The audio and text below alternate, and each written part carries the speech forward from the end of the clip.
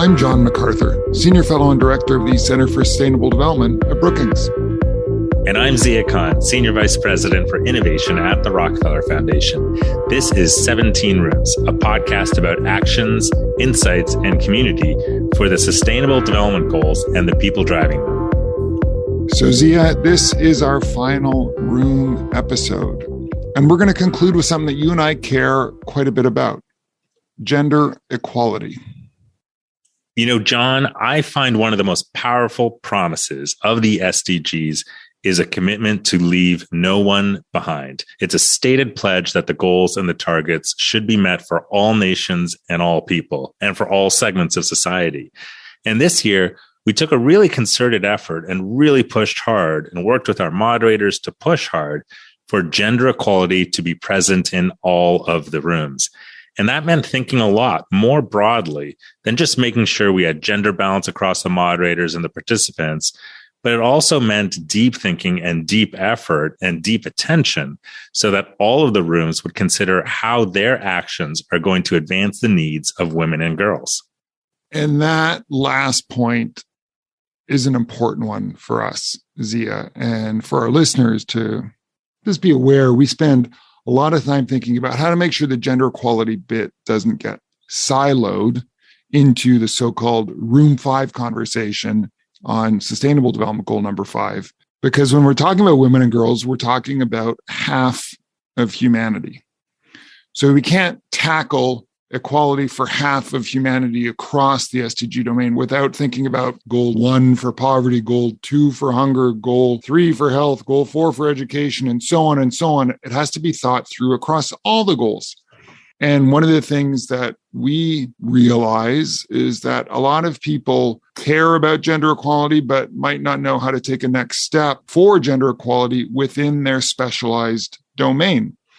And so we really encourage this year every room to think about how, whatever their specialized next step might be, how it could advance the needs of women and girls as a particular objective. And some found that easier to do than others. We have to be honest about that. And so we're going to keep pushing on that moving forward. But what we've also, I think, decided together as a group in our secretariat is that there are a bunch of arguments to promote gender equality because it helps achieve some other SDG.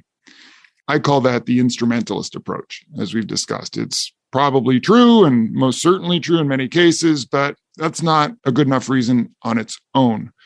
There's a better and more important reason, in my view, to focus on gender equality, which I would call the absolutist approach. It's the fact that the achievement of full human potential and sustainable development is not possible if one half of humanity continues to be denied its full human rights and opportunities. That sentence I just said, the achievement of full human potential and of sustainable development, is not possible if half of humanity continues to be denied its full human rights and opportunities. That sentence is in the SDG declaration from 2015. And it's something that we've all agreed on as an justice-oriented approach, an absolutist approach, a do the right thing approach, that every human being deserves equal treatment and equal opportunity.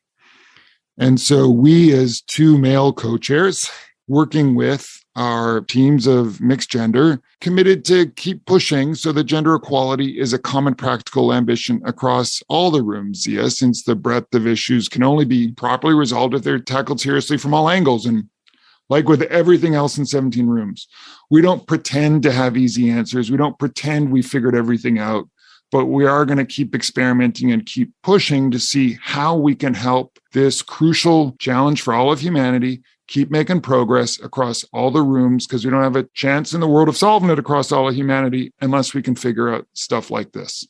John, I think that's just a super helpful way to look at it. And I'm glad we took a moment to explore this issue about gender equality across all of our rooms so that listeners have that context, but also the context for this specific room, Room 5, that we're about to go into, which is about gender equality. And we're really excited about where our co-moderators in this room landed. Exactly. Today, we're going to talk with the leaders of room 5 on SDG 5 in that context of the broader way we're thinking about it. And SDG 5, of course, is for gender equality. So in today's episode, we're joined by Duff and Blessing Omakwu to learn about their efforts to accelerate the positive influence of faith actors for gender equality. Jean is the president of the Partnership for Faith and Development. She has special expertise in building bridges and effective partnerships between faith-based organizations and the public sector, nonprofits, and academia to achieve social justice and community development goals. Blessing leads the Goalkeepers initiative at the Bill and Melinda Gates Foundation. She's a self-described Nigerian American gender equality evangelist and the founder of the She Tank, a modern think tank that supports the realization of equality for women of African descent. Full disclosure to our listeners, the Bill and Melinda Gates Foundation is also a financial supporter of Brookings. Everyone's opinion expressed today is their own. So, Blessing and Jean, as we say, co-moderate Room 5, a working group for SDG 5 on gender equality in this year's 17 Rooms process.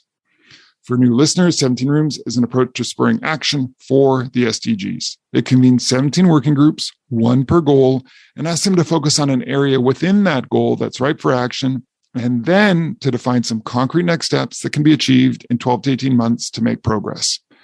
Zia, these leaders of this room have come up together with a pretty novel approach to a pretty long-standing challenge of humanity.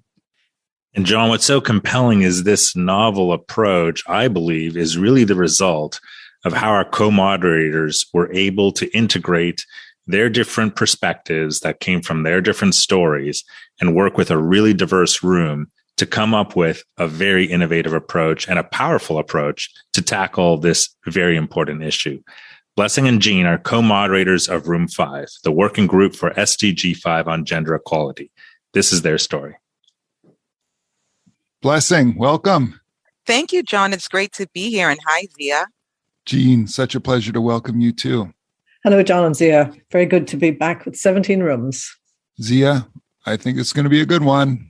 I do too. Well, hello to both of you. It's such a pleasure to have you here. I'd like to start with a question. If you could just share your journey to how you came to these issues and to 17 Rooms. Maybe, Blessing, we could start with you, and then we'll go to you, Jean.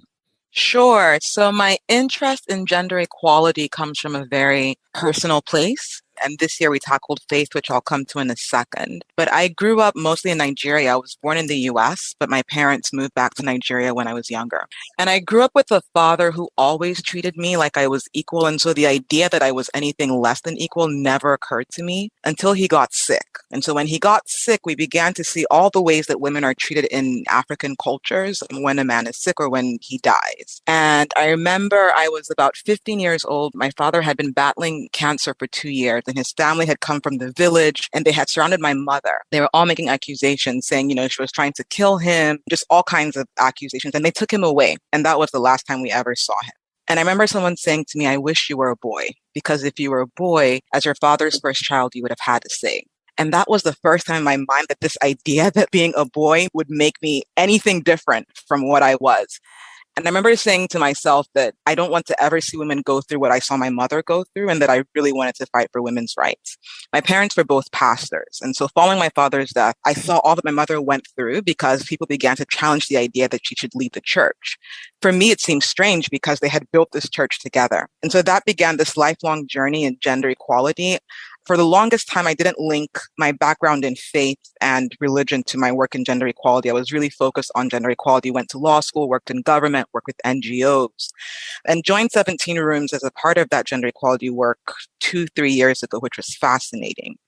But I began to think about faith and the role that faith plays in gender equality a couple years ago for a few reasons. One was in Nigeria, there was a bill that failed to pass, a gender equality and opportunities bill. And when that bill was brought before the floor of the National Assembly, we had senators read from scriptures and say, this bill cannot pass because it goes against our religion. So we had both Muslim and Christian senators read from the Quran and from the Bible. And it was just clear the role that religion plays in gender. And I began to think about it more. I had gone to a Christian university, so understood theology and just began to study feminist theology more.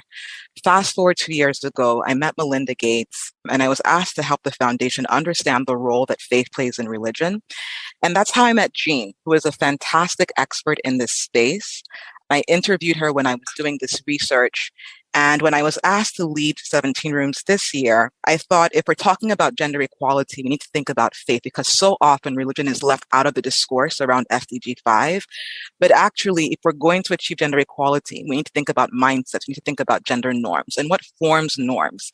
Religion is a big piece of that. And so it was great to partner with Jean this year, and I'll pause there.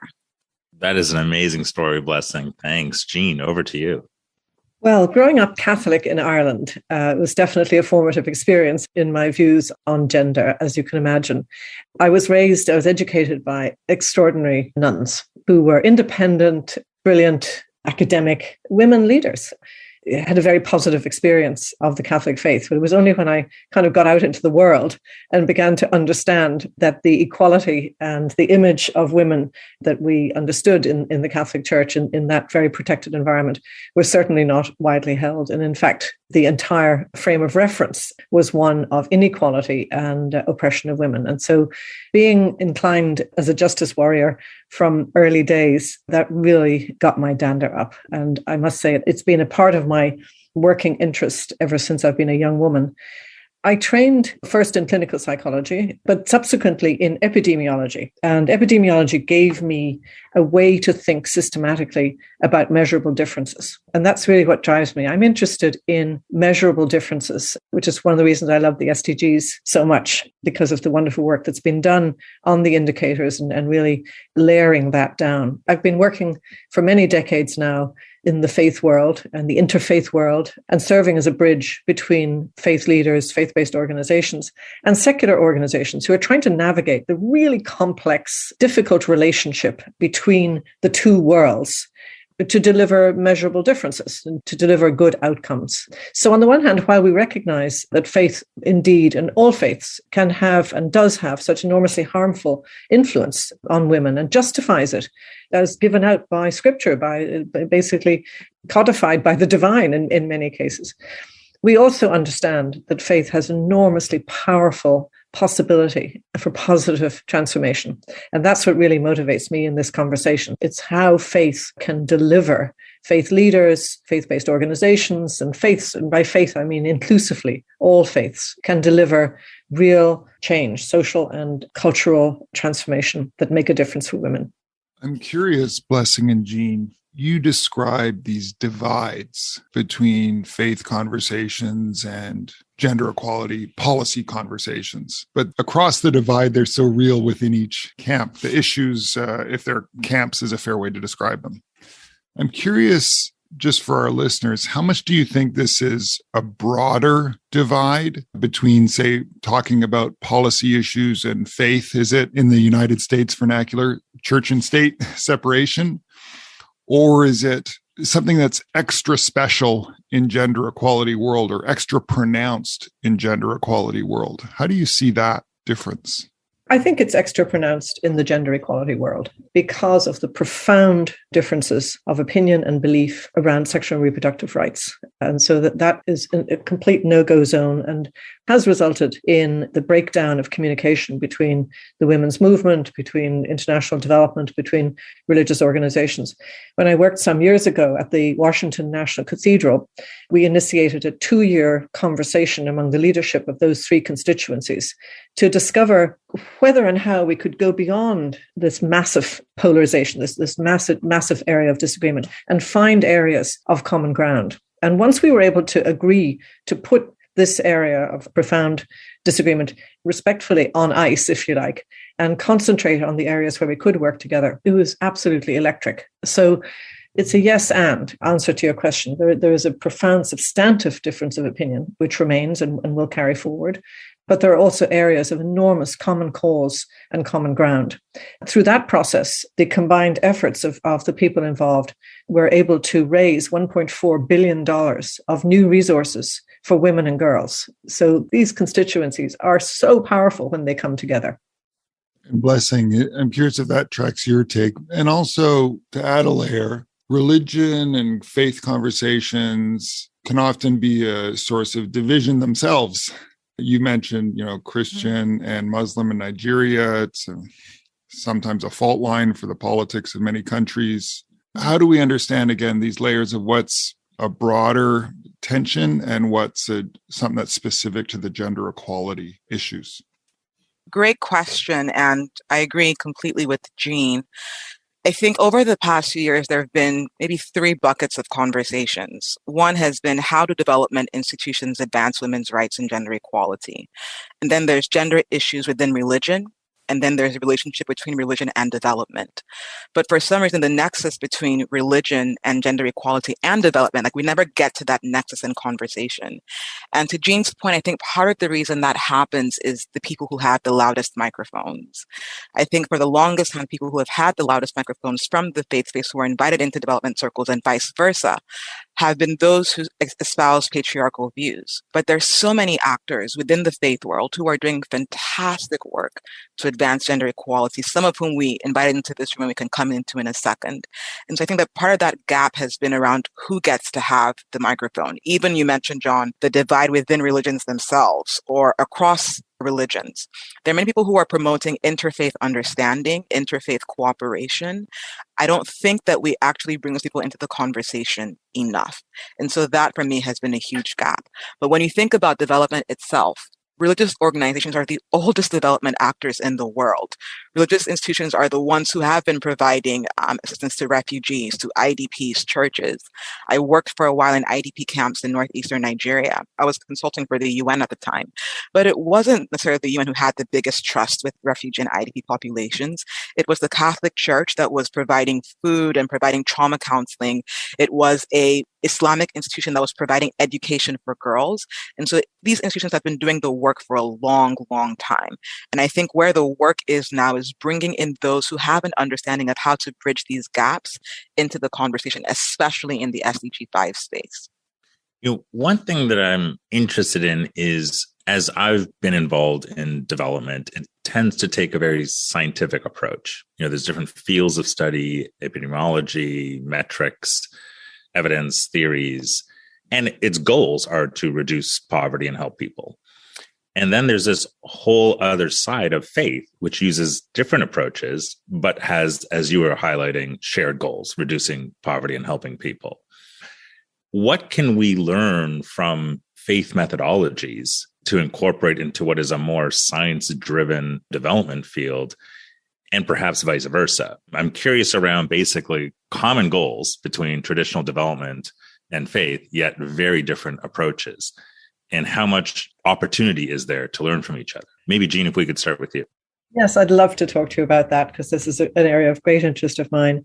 Indeed, different approaches and different methodologies. And a number of faith-based organizations and religious leaders in 2012 started a platform called the Joint Learning Initiative on Faith and Local Communities, specifically to work to increase the quality of evidence from the faith world. So the notion was that we don't need to document stuff. We don't need to tell our stories in a systematic way. We certainly don't need to do research or broadcast the research, because the good works speak for themselves. And they clearly were not speaking for themselves, and they weren't crossing the sectoral divides, and they weren't penetrating the prejudices that existed towards faith-based organizations. So I think in the last years, we've seen a tremendous increase in academia and in the various policy institutes and faith-based organizations in the quality of evidence and awareness that really counts.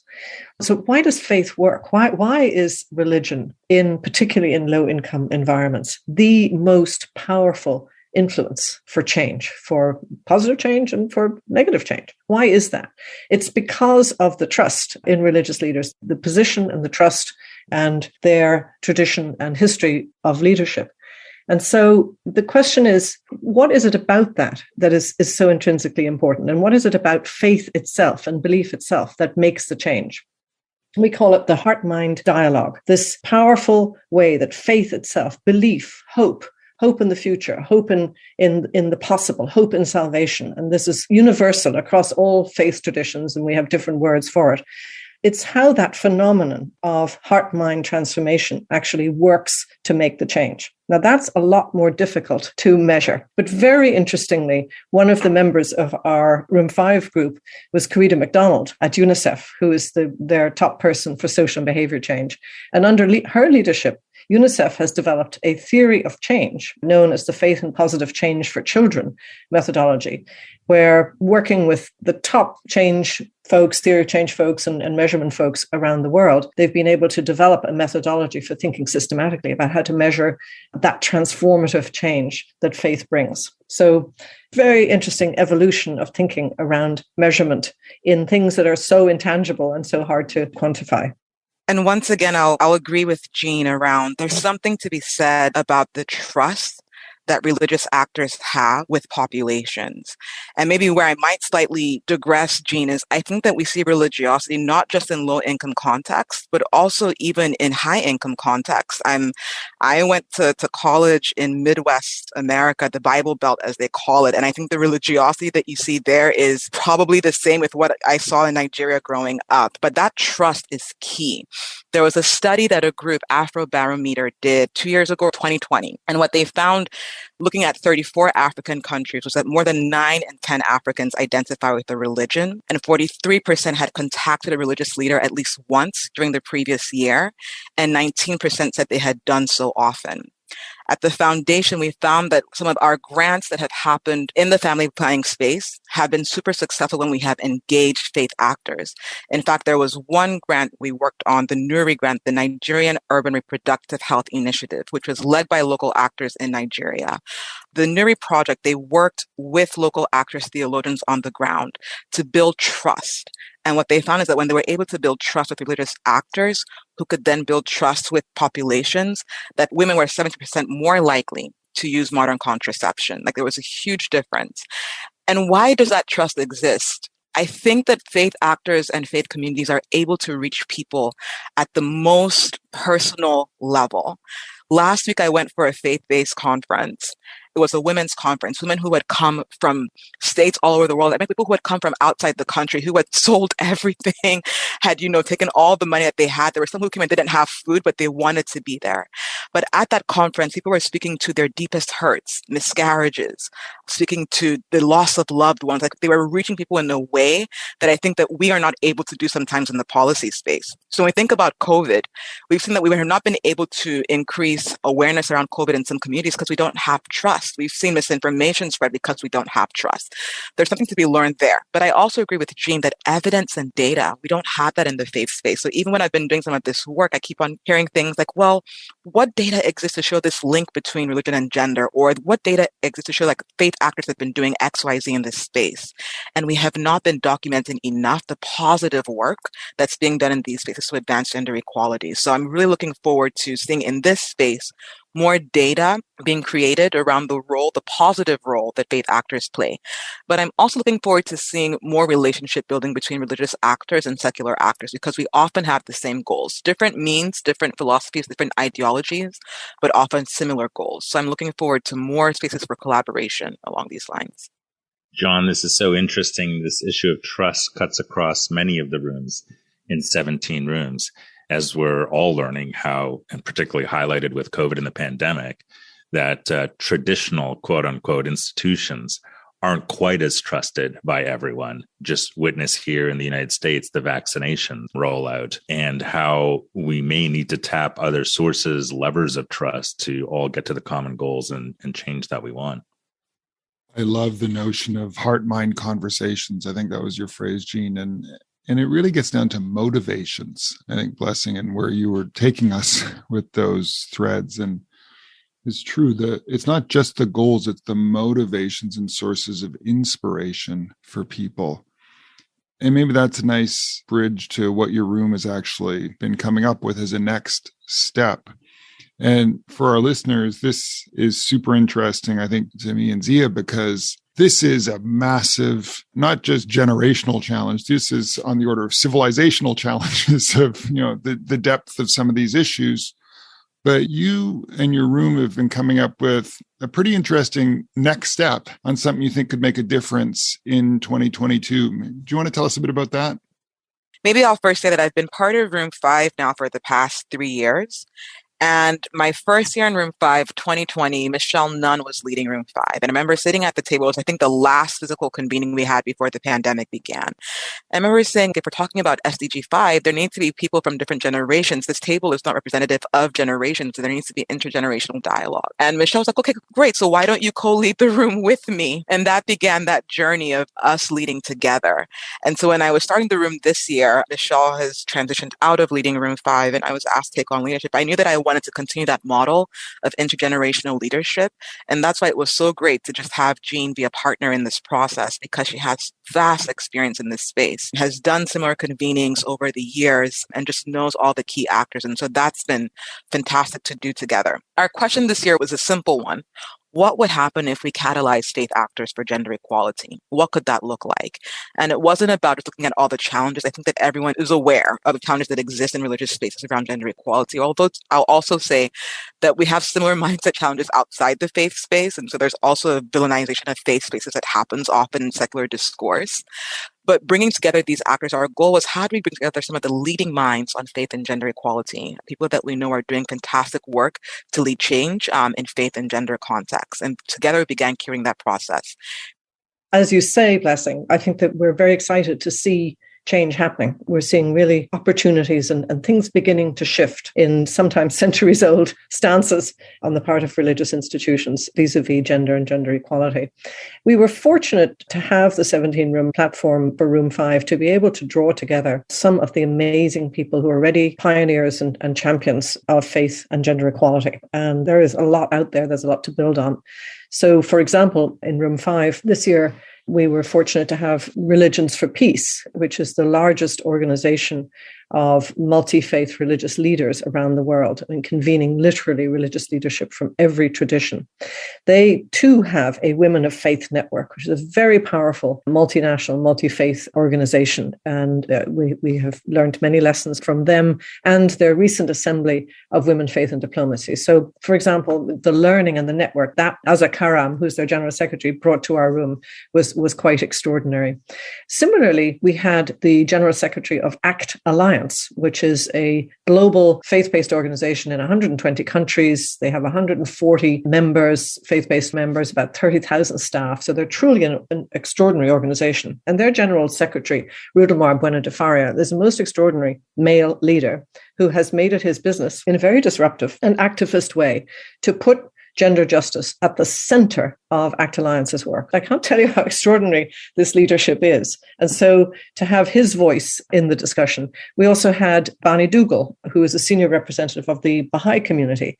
We had Esther Mumbo representing the Circle of Concerned African Women Theologians, numbering almost 1,000 strong across the continent of Africa and with chapters in other areas, uplifting the role of women in academia and in theological academics and making sure that those voices are heard. And very excitingly, a very large number of younger women theologians coming on board and feeding into our process through that method. And then, of course, we had some wonderful academics, Catherine Marshall from Georgetown University, from the Berkeley Center, and Father Stan Chu Ilo, who's at DePaul University, and dear colleague Vina O'Sullivan, working for Tear Fund, an international Christian organization, where she too has led the whole worldwide institution in a prioritization of gender justice as a key to change in achieving the SDGs. Her work has been really extraordinary. Blessing, I've left out a few. I'll toss it back to you. Some of the younger, wonderful younger people in our room. Sure. And to your point, we were intentional about wanting to have a mix of people in this space, people in academia, people in development, people in foundations, but also people who are in digital media and doing work across social media.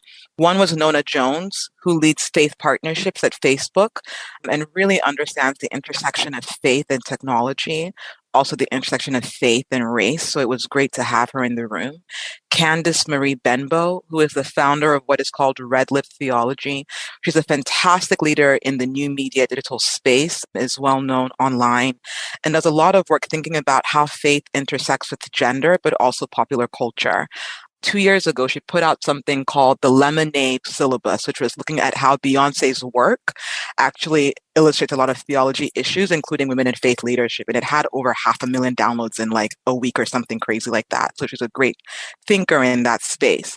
Amani, who you may know online as Muslim Girl, a New York Times bestselling author, does fantastic work through her channels online and offline, thinking about the role of Muslim women in the contemporary gender equality space and faith space is also part of this room.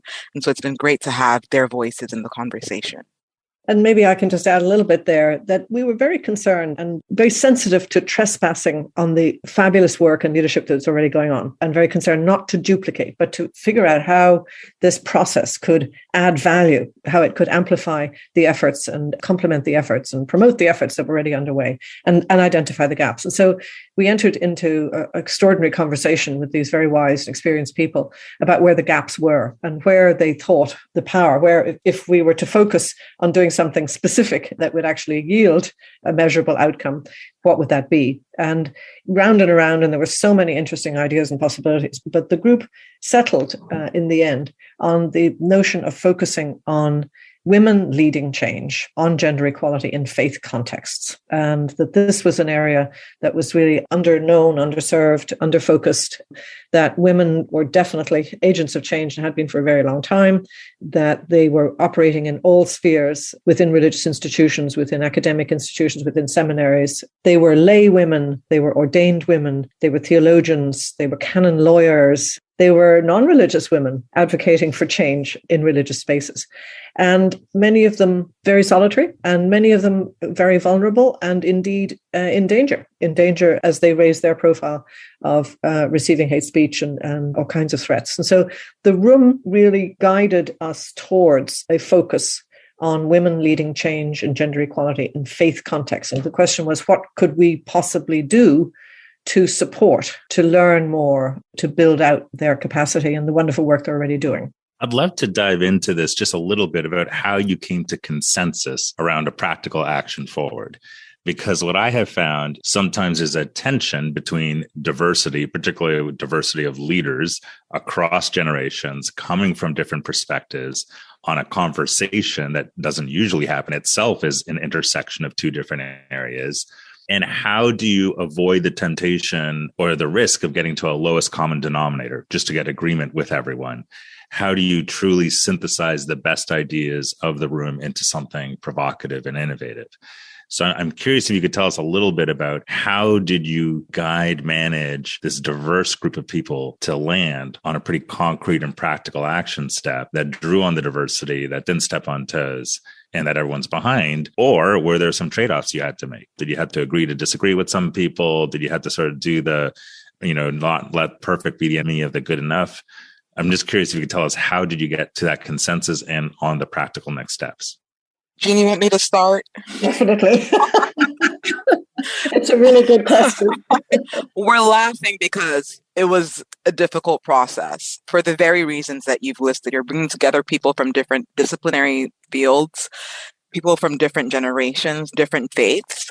And I think probably the tension that was thickest in this room was, in my perspective, and I'm curious, Jean, if you have the same perspective or a different one, was generational. In that there are people who said, we've been doing this for a long time. We've done this. Why are we having this conversation again? And there are those of us who are saying, we respect that this has been done, but there's still work to be done. And we need to think about how we continue to build on what's been done. And so I think that tension was existent in the room the entire time. How we were able to navigate, I think, was very tactical. And this is a great place for me to shout out some of the people who are supporting our room, like Alexandra, who was our excellent project manager, and Natalia, who has also joined our room. But we had to break up into smaller groups and have conversations in smaller groups. I found that to be helpful. I know that Jean also had some conversations offline. I had a few offline with members of the group. And through having those smaller dialogues, we're able to come to a few options. And then we get to the point of trade-offs.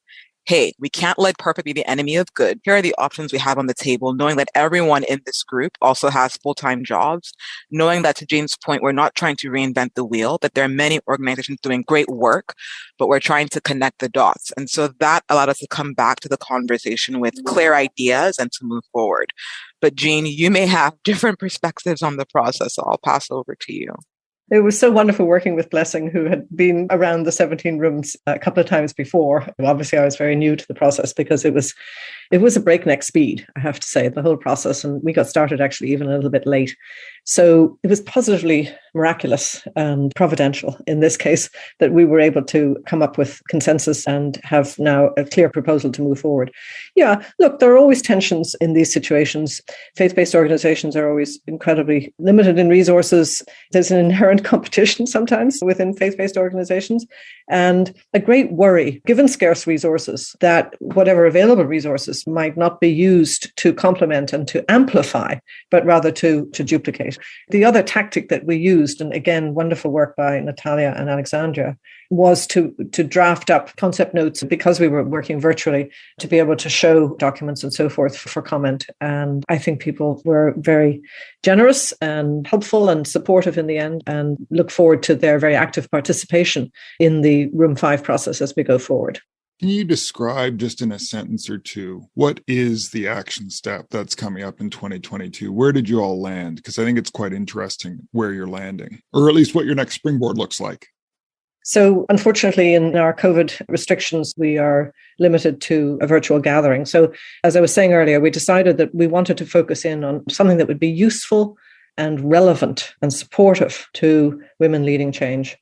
And we are now planning a virtual event, likely a 2-day event, that would foster multi-generational, multi-sector exchange among women leading change and gender equality in faith contexts, which would be what I would call a very horizontal style exchange. We're all absolutely exhausted by Zoom meetings where people are talking at you endlessly and delivering the definitive word on things. The whole point, I think, of this effort is to listen and learn. So we see this as a learning exchange among women. And we would hope that as a result, that new connections be made, existing resources, existing networks, existing ongoing activities will be complemented and will be strengthened. People will join those networks and will benefit from them and bring their gifts to those networks. So that's the beginning of the idea. And maybe, Blessing, you'd like to add to that. When we're thinking about what is one action this group can take forward, we had 5 different sub-options that we were working with. And we all agreed that there was one goal that was crucial, and that's the amplification and catalyzation of women leaders who are advancing gender equality in faith context. A mouthful. But there are a few things that we thought were important. One is, how do we facilitate cross-generational exchange? How do we learn from those who have been doing this work for decades, but also those who are doing this work in new and interesting ways? So to Jean's point, this collaboration of cross generations is both ways. How do we share knowledge? There's so much knowledge in this space that has been done and has not been amplified. And so this will be an opportunity for us to gather knowledge and amplify knowledge. How do we facilitate ongoing connections and partnerships? How do we have people say, oh, you're doing this in this geography and I'm doing this in this geography, and how do we come together? That collaboration between women leaders will be key. And so we're super excited.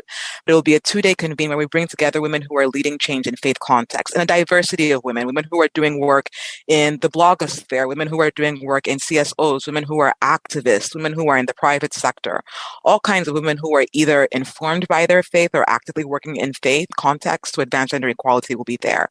We're hoping to have tangible tools that we can share.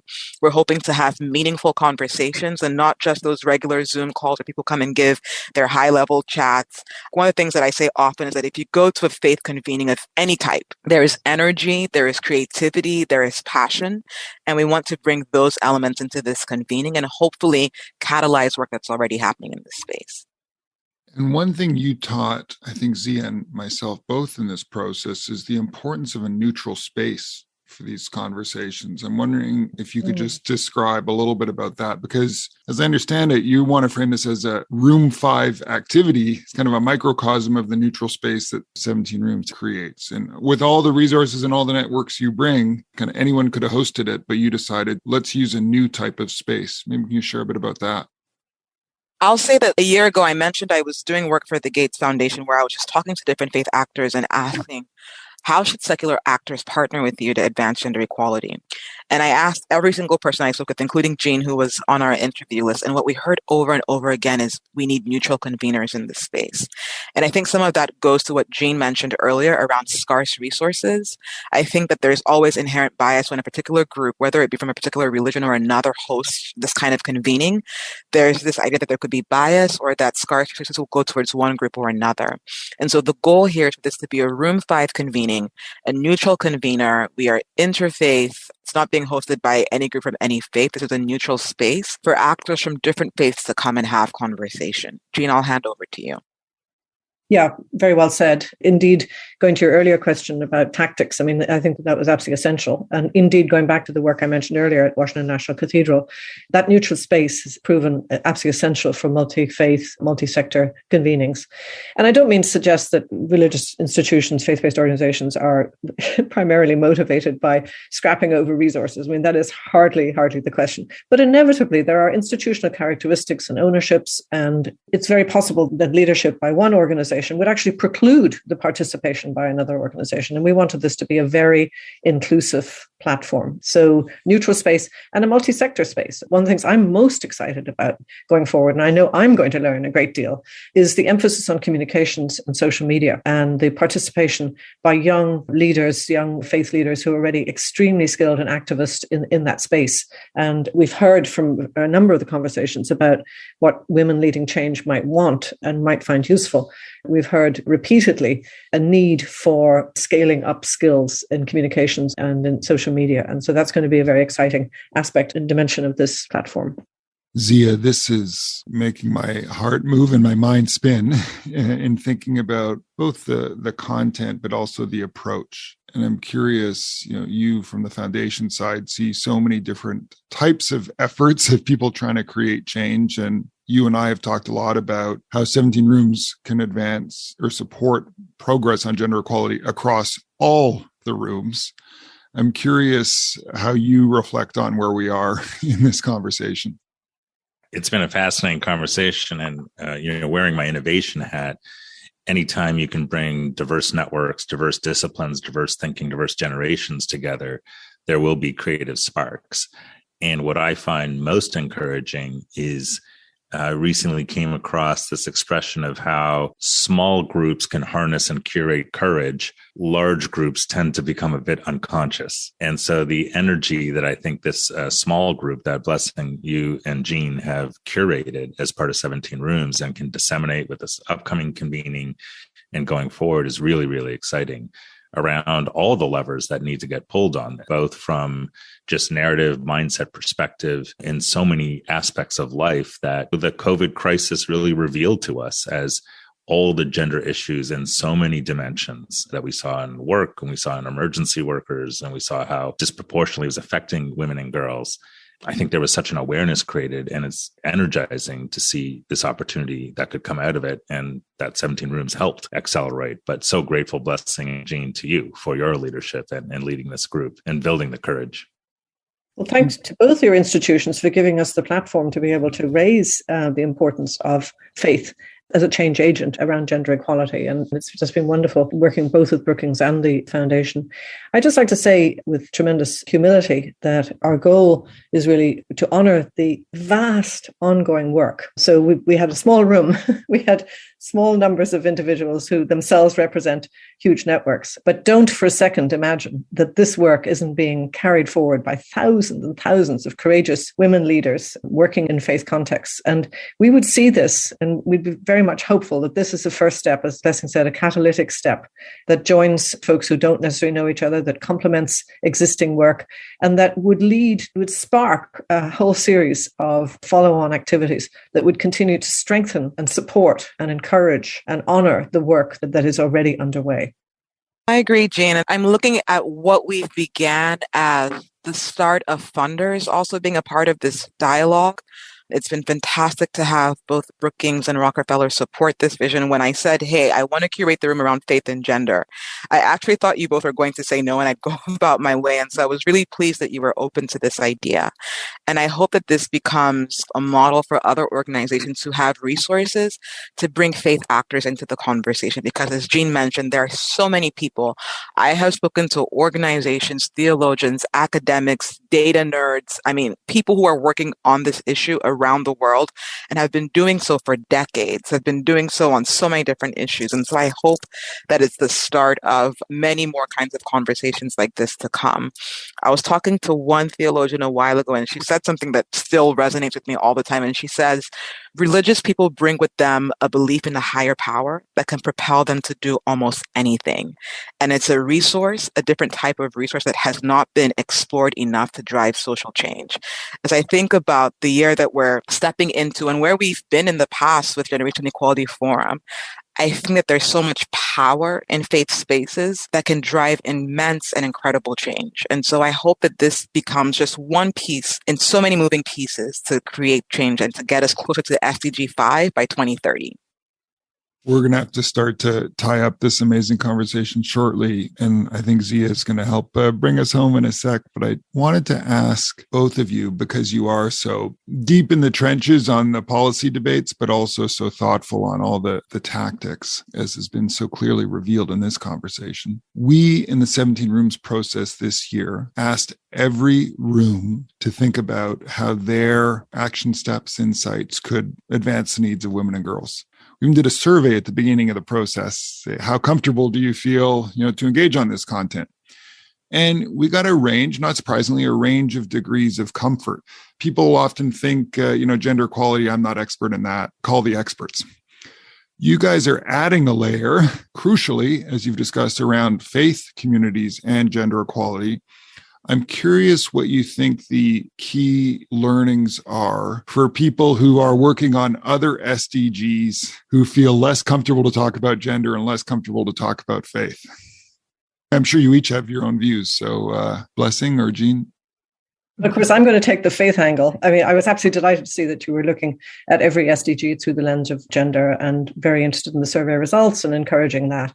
What I would hope is that one of the takeaways from this process is that every SDG think much more systematically about faith engagement, because all of the things that we've talked about in terms of faith influence and possibility of positive change applies to every single SDG. And faith-based organizations are working across the board in every SDG area already. And so I would hope that Blessing's leadership in choosing this topic for Room 5 this year will have a ripple effect around how the other rooms go forward and around their sense of the practicality and indeed the priority of engaging faith as a strategy for change in the other SDG areas. I'll probably look at the cultural aspect. And I think, Zia, at the start of this conversation, you mentioned the fact that we often view policy and development like a science. And I hope that what we take away from this conversation is that at the end of the day, policy and development is about people. And we can't always tackle this as science. And I think across the SDGs, we need to begin to think about cultural norms. What is influencing how people think? What is influencing how people behave? What is shifting behavior? Faith is one huge piece of that. There are also other things like popular culture. And so I hope that across the SDGs, we begin to look at old issues in new ways and begin to bring in more types of people into the conversation. What I've learned from my work, both in the secular space and in the faith space, is that there is a need to listen to each other. I think that many times we are not having constructive conversations. But also, I feel that many faith actors feel that they are instrumentalized across the SDGs, that people come to them when they need something, they come to them when they need to reach their populations, and they use them, whether it's with HIV work, whether it's with WASH work, whether it's with COVID, and then they leave and don't actually build authentic relationships. And so I hope that the way that we've built relationships here, and we're continuing to build relationships, we'll continue to do that across faith and secular spaces for the SDGs. This has been such a fascinating conversation, and I'm going to ask what I've learned is a very hard, and given the richness of this conversation, perhaps even unfair question. If there was one thing that you would hope the listeners would take away from this conversation, the work you've been doing in 17 Rooms, what would that message be? Jean, we could start with you and then Blessing. No fair. Blessing gets to think. Faith matters. Faith leadership matters for gender equality. And it's already hard at work making change and has the potential to drive even greater change going forward. And I'll quickly add to that, we cannot and we will not achieve SDG 5 without faith actors. It's not possible. There was a study that was done a while ago that showed that the influence of faith and religiosity on gender equality is equal to or higher than the number of women who are in parliament or the workforce. And we've detailed this in the report from 17 Rooms, so you can see that data point there. But the one thing, we will not achieve SDG 5 without faith actors, and the time to start engaging faith actors is now. I think we have our marching orders, Zia, to carry this forward. And thank you so much, Blessing and Jean, for all you've done. Thanks for all the incredible people in your room who have done so much in their life's work, but also in coming together, which is really the spirit of 17 Rooms, taking advantage of this neutral space to bring extraordinary people together to see how they can drive change within and across their own communities. So we are so grateful to you. What an amazing final interview for us, Zia.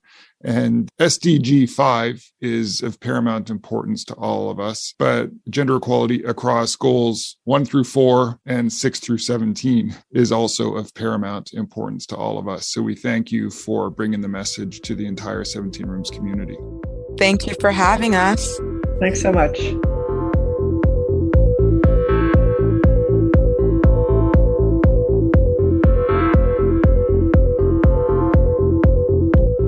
Zia, that was an energizing conversation. I don't want to be too trite, but is it weird to say that it has renewed my faith in talking about faith? John, it's perfectly allowable to say that. I'm actually quite intrigued to think more systematically about this, about how we engage faith actors as a broader ingredient for change across the SDGs. The idea of a heart-mind dialogue facilitating change is something that might spark innovation and new approaches across a bunch of fields. And Zia, it's a super important topic that people like you and I, some people might describe us as having a more technocratic disposition, probably don't think enough about issues of faith, religion, and how they fit into broader policy change. John, I think you're on to something. What I see is the culture of those who work on the SDGs. We all tend to speak more to the head, the analytics, the goals, the data, the strategies, the plans. And I think many of us are starting to recognize that we also need to speak to the heart. The faith community knows how to do that. They can speak to the heart. They can create belief. They can motivate behaviors. And we just haven't been able to make that connection very strongly. And I think what Blessing and Jean have done in making that connection for gender equality is an opportunity that we can think about on a broader range of rooms and on a broader range of topics. To learn more, go to brookings.edu/17 Rooms podcast. This is the final room interview episode of this first ever 17 Rooms podcast series. We want to thank all of our listeners for joining us on this journey. And in the next and final episode, Zia and I will be sharing some closing reflections on what we've learned, what we're taking away from these conversations, and what we think might come next.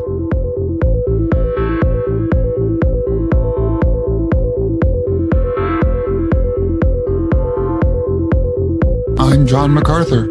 And I'm Zia Khan, and this has been 17 Rooms.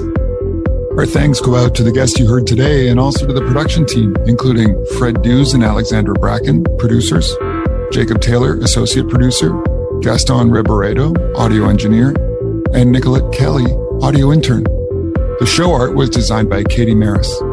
Additional support comes from Shujana Kanal, Ian McAllister, Soren Messner-Zidell, Andrea Risotto, Marie Wilkin, Chris McKenna, Esther Rosen, David Bacek, and Caio Pereira at the Brookings Institution, and Natalia Dos Santos, Sarah Geisenheimer, Hunter Goldman, and Miranda Waters at the Rockefeller Foundation. The 17 Rooms initiative is co-chaired by Zia Khan of the Rockefeller Foundation and me, John MacArthur, of the Center for Sustainable Development at the Brookings Institution. The Rockefeller Foundation generously provides support for the 17 Rooms initiative. The Bill and Melinda Gates Foundation also provides funding support to Brookings. All views expressed during this episode were solely those of the speakers.